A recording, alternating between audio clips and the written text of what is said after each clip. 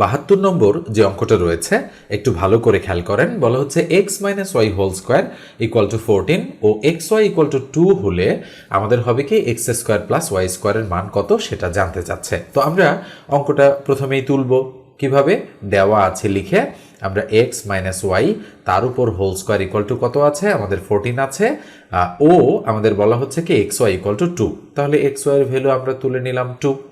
এখন বের করতে বলেছে কি দেখেন তো এক্স স্কোয়ার প্লাস ওয়াই স্কোয়ারের ভ্যালু কিনা, তাহলে আমরা এই সাইডে লিখবো x square plus y square equal কি হবে, তাহলে x square plus y square equal আমরা দেওয়া আছে মান দুটো খেয়াল করে কিন্তু অনুসিদ্ধান্তটা বসাবো। এটার কিন্তু 3টা অনুসিদ্ধান্ত আমরা জানি, এর মধ্যে এই দেওয়া আছে মান দুটো থেকে আমরা কোনটাকে পিক করব, এক্স মাইনাস ওয়াই তার উপর হোল স্কোয়ার প্লাস হচ্ছে 2xy, ঠিক আছে, এটাকে পিক করব।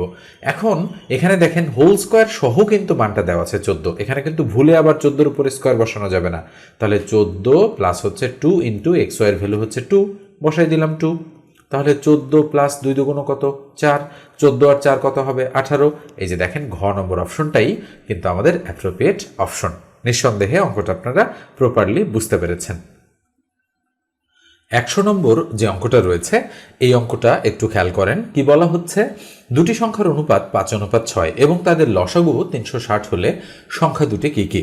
এখানে যেহেতু দেওয়া রয়েছে দুটি সংখ্যার অনুপাত 5:6 এবং তাদের লসাগু 360, এবার সংখ্যা দুটি কি কি এটা আমাদের কিন্তু বের করতে হবে, আর প্রত্যেকটা অপশনে কিন্তু দুটো করে সংখ্যা এই জন্য রয়েছে। তো যেহেতু অনুপাত দেওয়া আছে 5:6, এজন্য আমরা ধরে নেব যে ধরি আমাদের একটা সংখ্যা হচ্ছে 5x এবং অপর যে সংখ্যাটা আছে অপর সংখ্যাটা হচ্ছে আমাদের 6x এবং এই দুটো সংখ্যার লসাগু হচ্ছে 360, তাহলে আমরা কি করব, আমরা 5x এবং 6x এর লসাগু করব। আচ্ছা বলেন তো 5x এবং 6x এ দুটো লসাগু কি, যদি আমরা ভাগ করার চেষ্টা করি তাহলে x দ্বারা যায়, তাহলে 5 আর 6, 5 6 30x, তাহলে আমরা লসাগু পেয়ে গিয়েছি কত 5x এবং 6x এর লসাগু হচ্ছে 30x বা 30x। এখন সরাসরি আমরা লিখব প্রশ্ন মতে 30x ইকুয়াল টু কত হবে, অবশ্যই 360, তাহলে লিখে দিলাম 360, তাহলে বা x ইকুয়াল টু উপরে 360 তার নিচে কত, তার নিচে হচ্ছে 30, 0 0 কাটা 3 12 36, তাহলে সুতরাং x এর ভ্যালু আমরা কত পেলাম 12 পেলাম। তো x এর ভ্যালু যেহেতু আমরা 12 পেয়েছি, 5x এর ভ্যালু কত একটা সংখ্যা, তাহলে 5 12 60, 6x এর ভ্যালু কত 6 12 72, তাহলে আরেকটা সংখ্যা 72। এই যে দেখেন ক নম্বরে আছে 60 এবং খ নম্বরে আছে 72, তাই এটাই আমাদের অ্যাপ্রোপ্রিয়েট অ্যান্সার। 38 নম্বর যে অঙ্কটা রয়েছে এটা দেখেন, বলা হচ্ছে কি x minus 2y equal to 3, অর্থাৎ এটা দেওয়া আছে আমাদের এবং মান বের করতে বলেছে x cube minus 8y cube minus 18xy এর মান কত। তো আমরা সরাসরি অঙ্কটা তুলব, আগে যেটা আমাদের দেওয়া আছে সেটা আমরা লিখছি প্রথমে যে x minus 2y equal to 3, এটা আমাদের দেওয়া আছে। তো সুতরাং মান বের করতে হবে কিসের, x cube minus 8y cube minus হচ্ছে 18xy, এটার মান আমাদের বের করতে বলা হচ্ছে। তাহলে a কিউব মাইনাস b কিউবের সূত্র আমরা বা অনুসিদ্ধান্ত আমরা এখানে ফেলবো, তাহলে a কিউব মাইনাস b বানাবো আমরা 2y তার উপর কিউব দিব, a cube minus b cube হয়ে গেল, মাইনাস 18xy আছে আমরা রেখে দিলাম। তো a কিউব মাইনাস b কিউবের অনুসিদ্ধান্ত কি, a মাইনাস b তার উপর হোল কিউব প্লাস 3ab, এই যে দেখেন এটা a আর এটা b ইন্টু হচ্ছে a মাইনাস b, দেখেন a কিউব প্লাস মানে a minus b whole cube plus 3ab into a minus b, এটা হচ্ছে এটার অনুসিদ্ধান্ত। আর ডান সাইডে কত রয়েছে মাইনাস 18xy, আমরা রেখে দিলাম মাইনাস 18, এখানে x তারপরে y, ঠিক আছে। তো x মাইনাস 2y এর ভ্যালু কত, x মাইনাস 2y তার উপর কিউব, এটার ভ্যালু তো 3, আমরা 3-এর উপর কিউব দিয়ে দিলাম প্লাস 3 ইন্টু মানে 3 দুগুণ 6xy হবে, আমি এখানে 6xy লিখে দিচ্ছি কারণ এই দুটো গুণ করলে তো আমাদের 6xy হয়, তাই না, 6xy লিখে দিলাম। আর এর সাথে এটার মান কত আছে, এটার মান আমাদের আছে 3, তাহলে এটা 3 দিয়ে দিলাম, আর মাইনাস 18xy আছে এখানে, তাহলে ইকুয়াল 3-এর উপর কিউব মানে 27 প্লাস 3 6 কত 18xy মাইনাস 18xy, এটা কিন্তু এই জন্যই দিয়েছে এই দুটো কাটা যাবে, তাহলে প্লাস 18xy মাইনাস 18xy যদি কাটা যায় তাহলে আমাদের কত থাকতেছে 27, তাই 27 হচ্ছে আমাদের অ্যাপ্রোপ্রিয়েট অ্যান্সার। দেখেন তো কোথায় আছে, এই যে দেখেন ঘ নম্বর অপশনেই কিন্তু আমাদের সঠিক উত্তরটা রয়েছে। চাকরির পরীক্ষায় যে অঙ্কগুলো বারবার রিপিট হয় এর মধ্যে অন্যতম গুরুত্বপূর্ণ কিন্তু এই যে এই অঙ্কটা নিশ্চয়ই দেখতে পাচ্ছেন যে m+1/m=3 দেওয়া আছে এবং মান বের করতে বলেছে কিসের m⁴ +1/m⁴। এটা কিন্তু প্রচুর পরিমাণে মানে শতবার বিভিন্ন চাকরির পরীক্ষায় রিপিট হয়েছে, এই জন্য এটাকে আমরা ভেরি ভেরি ইম্পর্টেন্ট অবশ্যই বলতে পারি। তো শুরুতেই আমরা এটার ক্ষেত্রে লিখব, আমি একটু এখানেই লিখছি, দেওয়া আছে m+1/m এর ভ্যালু কত, 3 দেওয়া আছে এটা। আর মান বের করতে হবে কোনটার, মান বের করতে হবে m⁴ +1/m⁴। এই যে দেখেন এখানে আমাদের এটার মান বের করতে বলা হচ্ছে। তো এটার অনুসিদ্ধান্ত তো আর টু দি পাওয়ার 4 হিসেবে সরাসরি আমরা প্রয়োগ করতে পারবো না, তাই না? তাহলে m² তার উপর স্কোয়ার দিব, এটাকে বানাবো আমরা a² +1/m², তার উপরে স্কোয়ার দিব, এটাকে বানাবো আমরা b²। তো a² + b² এর আমাদের অনুসিদ্ধান্ত কি, তাহলে a প্লাস হচ্ছে b তার উপর হোল স্কোয়ার মাইনাস হচ্ছে 2ab। দেখেন 2 × a বলতে m² × b বলতে 1/m²। নিঃসন্দেহে বুঝেছেন যে a প্লাস মানে a² + b² এর অনুসিদ্ধান্ত হচ্ছে a + b whole square minus 2ab। এবারে এটা আর এটা ক্রস করে দিলাম, ক্রস করে দেওয়ার পর কি থাকতেছে, এই লাইনের পরে কিন্তু এই লাইন করছি আমি, তাহলে m² +1/m² তার উপরে কি, তার উপরে স্কোয়ার, আর এইদিকে 2 × 2 তার মানে -2 থাকতেছে, তাহলে ইকুয়াল m² +1/m²। মানে এই যে ভিতরের টুকু আমি একটু দাগ দিয়ে দিচ্ছি, এই ভিতরের টুকু কিন্তু আমি ক্যালকুলেশন করছি। খেয়াল করে দেখেন, এটাকে আমি আবার m এর উপরে স্কোয়ার বানাতে পারি, +1/m তার উপর আমি আবার স্কোয়ার বানাতে পারি। এই যে দেখেন এইটুকু মানে কিন্তু এটা আমাদের লেখা যায়, আর সূত্রের আদলে কিন্তু আমি এটাকে তৈরি করলাম। তো এই যে হোল স্কোয়ারটা মাইনাস হচ্ছে 2, আমি একটু নিচের দিকে মুছে দিচ্ছি এখানে ক্যালকুলেশন করবো জন্য। তাহলে ইকুয়াল এখানে a² + b² আবার হচ্ছে, তো এবার তো আমরা লিখবো a + b তার উপর হোল স্কোয়ার মাইনাস হচ্ছে 2ab, তাহলে a বলতে m × b বলতে 1/m, আর সেকেন্ড ব্র্যাকেট দিয়ে তার উপরে হোল স্কোয়ার, অর্থাৎ এই যে এইটা এবং এই ব্র্যাকেটটা দিয়ে তার উপরে হোল স্কোয়ার আছে -2, তাহলে ইকুয়াল আসেন এবার m+1/m এর মান কত, 3। তাহলে 3 এর উপরে স্কোয়ার করব, আমরা 3 এর উপরে স্কোয়ার দিয়ে দিলাম, -mm ক্রস 2 × কত, 2 × 2, সেকেন্ড ব্র্যাকেট ক্লোজ করলাম, ক্লোজ করে স্কোয়ার -2। আচ্ছা 3 এর উপরে স্কোয়ার মানে কত, 9, 9 থেকে 2 গেলে কত থাকে, 7, 7 এর উপরে স্কোয়ার মানে কত, একবারে করলাম 49, আর -2 দিয়ে দিলাম, তাহলে 49 থেকে 2 গেলে কত থাকবে, 47, তাই 47 আমাদের সঠিক উত্তর। তবে এই ধাঁচের অঙ্ক করার কিন্তু আরও বেশ কিছু প্রসেস রয়েছে। আপনারা অনেক সময় দেখবেন যে এরকম অঙ্কের ক্ষেত্রে আমরা অনেক সময় সুপার শর্টকাট মেথড ব্যবহার করি, তো সেটা আমি অন্য কোনো দিন শেখাবো আপনাদেরকে।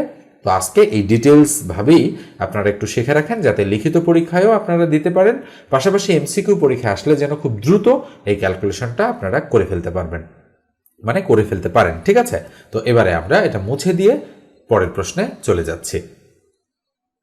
66 নম্বর যে অঙ্কটা রয়েছে, অঙ্কটা কিন্তু যথেষ্ট গুরুত্বপূর্ণ, প্রচুর পরিমাণে কিন্তু এই অঙ্কটা রিপিট হয়েছে বিভিন্ন চাকরির পরীক্ষায়।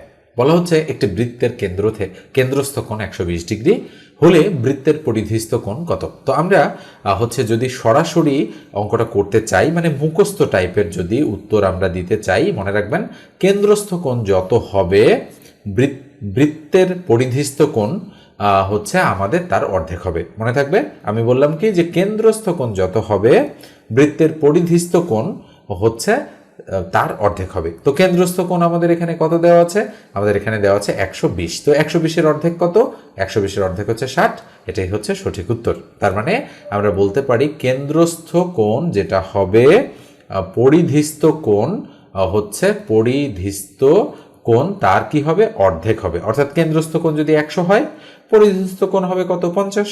তো এখন এটা যদি আপনি প্রপারলি বুঝতে চান তাহলে কিন্তু আপনাকে এই বিষয়টা বুঝতে হবে যে দেখেন একটা বৃত্ত আমি অঙ্কন করলাম, এই বৃত্তের কেন্দ্র হলো এটা। হ্যাঁ, এই কেন্দ্র থেকে আমাদের একটা বৃত্তচাপ প্রথমে অঙ্কন করতে হবে। তো বৃত্তচাপ কি ধরলাম, আমি এখানে কাটা কম্পাস রেখে এটা এই দিক থেকে এই পর্যন্ত ঘুরালাম, মানে এভাবে ঘুরালাম, এদিক থেকে এই পর্যন্ত আমি এই লাইনটাকে রাউন্ড করলাম, এটা হলো আমাদের বৃত্তচাপ। তো এই যে বৃত্তচাপ আমি একটু দাগ দিয়ে দিচ্ছি, এই যে বৃত্তচাপ, এই বৃত্তচাপের উপরে আমাদের করতে হবে কি এখান থেকে একটা টান এবং এখান থেকে একটা টান দিতে হবে।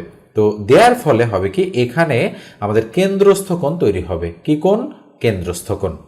এরপরে পরিধিস্থ কোণ কোথায় তৈরি হবে, এই দিকে আমরা একটা বিন্দু আইডেন্টিফাই করব, করার পরে আমরা এখান থেকে এটাকে টান দিব এবং এখান থেকে আবার এটা টান দিয়ে দিব। নিঃসন্দেহে এরকম চিত্র আপনারা দেখেছেন। এবং এখানে যে কোণটা উৎপন্ন হবে, দেখেন এখানে যে কোণটা উৎপন্ন হবে সেই কোণটার নাম হচ্ছে কি কোণ?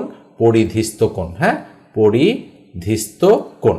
তাহলে এটা হলো কেন্দ্রস্থ কোণ আর এটা হচ্ছে পরিধিস্থ কোণ। হ্যাঁ, তো পরিধিস্থ কোণটা এই কোণটার অর্ধেক হয়। তাহলে কি বললাম? এটা দেওয়া আছে 120 ডিগ্রি। এই যে দেখেন কেন্দ্রস্থ কোণ 120 ডিগ্রি, তাহলে পরিধিস্থ কোণ কত হবে? 120-এর অর্ধেক কত? 60।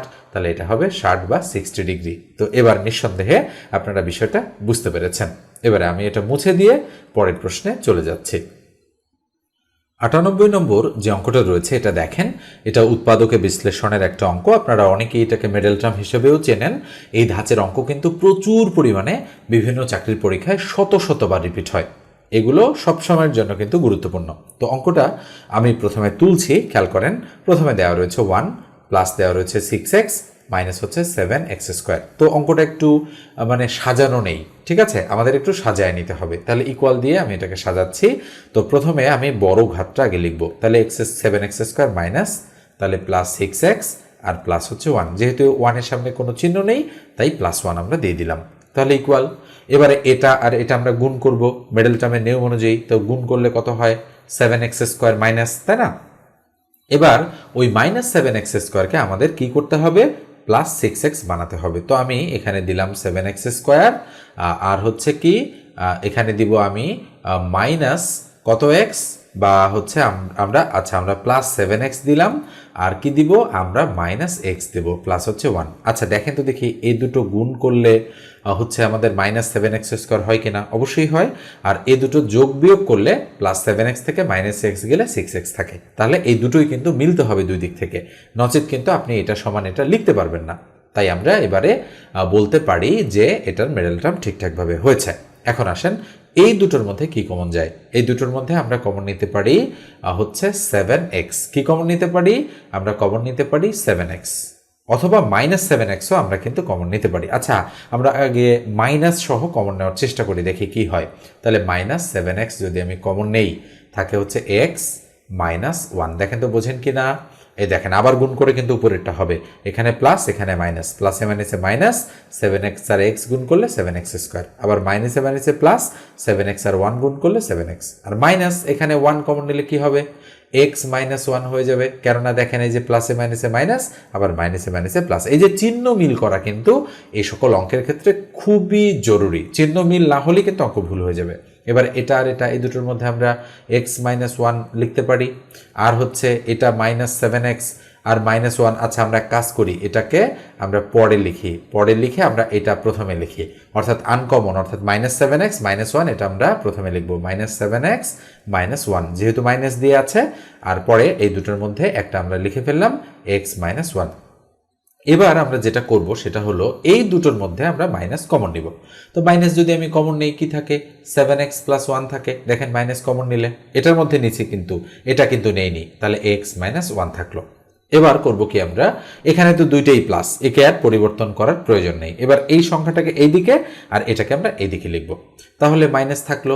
এবারে x -1 লিখলাম আর 7x + 1 লিখলাম। আমি কিন্তু প্রত্যেকটা লাইন বোঝাচ্ছি, চাইলে কিন্তু আমি লাইন গ্যাপ দিতে পারতাম, আমি কিন্তু এক লাইনও গ্যাপ দিচ্ছি না। তাহলে ইকুয়াল। এবার আসেন এই এখানে আছে প্লাস, এখানে আছে মাইনাস, তাহলে প্লাসে মাইনাসে -x বসালাম, আর মাইনাসে মাইনাসে +1 বসালাম। বসানোর পরে এদিকে যা আছে তাই 7x + 1 দিয়ে দিলাম। তাহলে এবার আসেন, এবার 1টা সামনে লিখব। তাহলে 1 - x, আর এখানে থাকবে কত? 7x প্লাস হচ্ছে 1। এইবার দেখেন তো অ্যান্সারের সাথে মিল হয়েছে কিনা? এই যে 1 - x আর 1 + 7x। হ্যাঁ, এটা মিল করার জন্য এটাকে আমাদের 1টাকে সামনে লিখতে হবে। যেহেতু এটা আমাদের 1 সামনে, এই জন্য এটার 1টাও আমরা একটু সামনে লিখবো। আসলে এভাবে আমাদের মানে একটু কনফিউশনে ফেলে দেওয়ার চেষ্টা করে তারা পরীক্ষার হলে, যে আসলে এটা তো মেলেনি, কিন্তু যোগ করার সময় এটা আর এটা এইদিকে দিক করলে কোনো ঝামেলা নাই আসলে। তাহলে ইকুয়াল টু 1 - x একটা, আর এই 1টা সামনে লিখবো আমরা। তাহলে 1 + 7x একটা, যেহেতু প্লাস আকারে আছে আমরা এটাও লিখতে পারি, এটাও লিখতে পারি। তো যেহেতু আমাদের এইটা অ্যান্সারে রয়েছে, সেক্ষেত্রে আমরা অ্যান্সারটার সাথে মিল করার জন্য এই কাজটা কিন্তু করলাম। আর বাকিগুলো দেখেন একটাও কিন্তু মিলবে না। নিঃসন্দেহে বুঝতে পারছেন এটা দুইটাই প্লাস হবে না, এটা দুইটাই মাইনাস হবে না। এখানে 1 প্লাস এক্স আছে আর এখানে তো 1 মাইনাস এক্স আছে, তার মানে এটাও হবে না। তো এই তিনটা যদি না হয় বাকি থাকলো কোনটা? ঘ নম্বর। তাই ঘ নম্বরটাই সঠিক উত্তর। এই অঙ্কটা দেখেন, এটা একেবারে রিসেন্ট টাইমের একটা অঙ্ক। 2026 সালের মে মাসে এই অঙ্কটা কিন্তু চাকরি পরীক্ষায় এসেছে। তো আমরা অঙ্কটা করার চেষ্টা করব। খুবই সহজ অঙ্ক, জাস্ট রোমান সংখ্যা সংক্রান্ত অঙ্ক। রোমান সংখ্যা বলা হচ্ছে এক্স, এবং এখানে একটা আয়ের মতো দেওয়া আছে, তারপরে বলেছে এক্স এটা মানে কত। তো আমরা তো জানি এটা মানে হচ্ছে 1, রোমান সংখ্যায় এটা মানে হচ্ছে 5, এক্স মানে কত? এক্স মানে হচ্ছে 10। তো যদি আমি এক্স এর পরে এই দিকে দেই তাহলে এটা মানে 11, আবার এক্স এর সাথে যদি বাম দিকে একটা আমি আইয়ের মতো দেই তাহলে এটা মানে হচ্ছে 9, তাহলে এটা হলো 11, এটা হলো 9। তার মানে বামে মানে বিয়োগ, ডানে মানে হচ্ছে যোগ, তাই না ওটার সাথে। তো এই এক্স মানে কিন্তু আমরা বলতে পারি কত? 10। আর এই এক্স এর বামে আমাদের কত আছে? আমাদের আছে কিন্তু একটা 1। তার মানে অবশ্যই এখানে এক্স এক্স মানে হচ্ছে 20, আর এক্স আই এক্স মানে কত? মানে হচ্ছে 19। তাহলে আমাদের সঠিক উত্তর হবে এই যে 19 বা হচ্ছে 19। আমি একটু দেখাচ্ছি যে এই অঙ্কটা কোথায় এসেছে। নিশ্চয়ই দেখতে পাচ্ছেন এটা এসেছে, এই যে দেখেন, পোস্ট অফিস পোস্টাল অপারেটর 2026। তার মানে এই পরীক্ষাটা কিন্তু একেবারেই রিসেন্ট টাইমে অনুষ্ঠিত হয়েছে, নিশ্চয়ই বুঝতে পারছেন। হ্যাঁ, আরও কোন কোন অঙ্ক এসেছে দেখেন, যে অঙ্কগুলো আমি সচরাচর করাই। এই যে কোন ভগ্নাংশটি ক্ষুদ্রতম, নিঃসন্দেহে আপনারা জানেন যে কিভাবে কোনাকুনি কম্পেয়ার করে করতে হয়। এগুলো কিন্তু প্রচুর পরিমাণে আমি করিয়েছি আপনাদের, এগুলোই কিন্তু ঘুরে ফিরে আসে। তো দেখেন আমি আবারও একটু শেখাই দিচ্ছি। 3/4, এটা হচ্ছে 5/3, এটা কত? এটা হচ্ছে 5/21, এবং এটা হচ্ছে 5/17। জানতে যাচ্ছে কোনটা ক্ষুদ্রতম। ক্ষুদ্রতম মানে কি? কোনটা সবচেয়ে ছোট। তো ছোটটা বের করার জন্য আমরা করব কি? এটা এটা গুণ করব, এটা এটা গুণ করব, মানে কোনাকুনি গুণ করে কম্পেয়ার। তাহলে 3 3 9, আর 4 5 কত? 20। তাহলে 20 বড় না 9 বড়? অবশ্যই 20 বড়, তাই এটা ক্রস, যেহেতু ক্ষুদ্রতমটা বের করতে বলেছে। তাই এই দুটো ভগ্নাংশের মধ্যে এটা ছোট আর এটা বড়, বড়টা আমরা কেটে দিলাম। এবারে এই দুটোর মধ্যে তুলনা, অর্থাৎ 5/21 আর 3/4। এবারে এই দুটো গুণ করব, 3 আর 21 গুণ করলে 3 21 63, আর 4 আর 5 গুণ করলে 4 5 20। 63 তো বড়, 20 ছোট, তাই না? তাহলে 20 যেহেতু ছোট এই জন্য এটা ক্রস। এবার এই দুটোর মধ্যে তুলনা, তাহলে 5 17 কত? 85, আর 5 21 কত? 5 21 অবশ্যই 5 20 100, 5 21 105। তো 105 বড়, তাই এটা কেটে দিলাম। 85 ছোট, তাই 5/21 হচ্ছে আমাদের নিঃসন্দেহে অ্যাপ্রোপ্রিয়েট অ্যান্সার। এই যে দেখেন, জাস্ট এভাবেই কয়েক সেকেন্ডের মধ্যেই আপনাকে কিন্তু এই ধাঁচের অঙ্ক সলিউশন করে ফেলতে হবে। ওকে।